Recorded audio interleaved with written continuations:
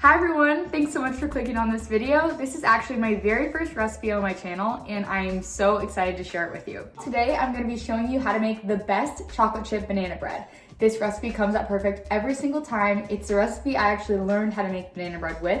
It comes from sallysbaconaddiction.com. She does such an incredible job at these recipes and this one is particularly my favorite. I just think it's so easy to follow along with, so easy to make perfect banana bread, and it's really fun. So let's get into it. Here's your ingredient list if you want a screenshot. Okay, take out your flour, your baking soda, salt, cinnamon, salted or unsalted butter, either works, brown sugar, eggs at room temperature, sour cream at room temperature, mashed bananas at room temperature, and pure vanilla extract. And last but not least, your chocolate. You can use chocolate chips or chocolate bars. I just chopped up some chocolate bars because I didn't have chocolate chips and they worked perfectly fine. So you can use that or include some nuts or whatever you want. So those are your ingredients. Now you're gonna go to your oven and preheat it to 350 degrees and set your oven rack to the lower third position. Now grab a 9x5 inch loaf pan and spray it with some nonstick spray and set that aside.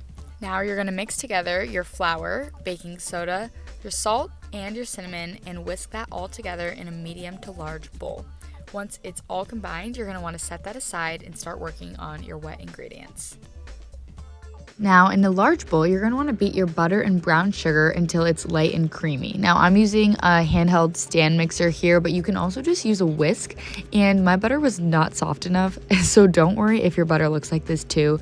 Your recipe is still salvageable, and I did have to switch bowls because it was not big enough. So yeah, just make sure to beat that together for about 3 minutes by hand or not. And then add in your eggs one at a time.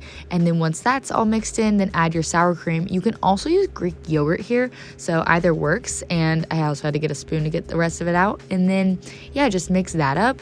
And then you're gonna put in your bananas. So don't put them in all at once, just kind of mix in a little bit at a time until it is all fully incorporated. You can use like frozen bananas, just make sure that they're all mashed up too.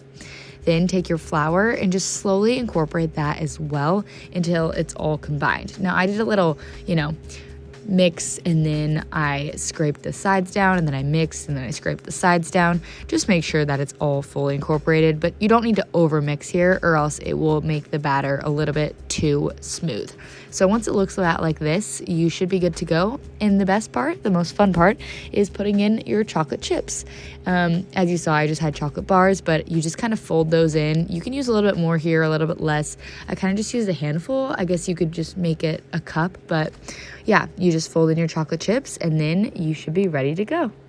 Make sure that your batter is thick and incorporate the last amount of the chocolate, and then get your pan out that you greased up at the beginning and just start pouring it right into the pan. Make sure to get all the banana bread into the pan and then put it in the oven. You're gonna wanna bake this at 350 degrees for 60 minutes, but halfway through, lightly cover it with aluminum foil just so that the top doesn't get too brown.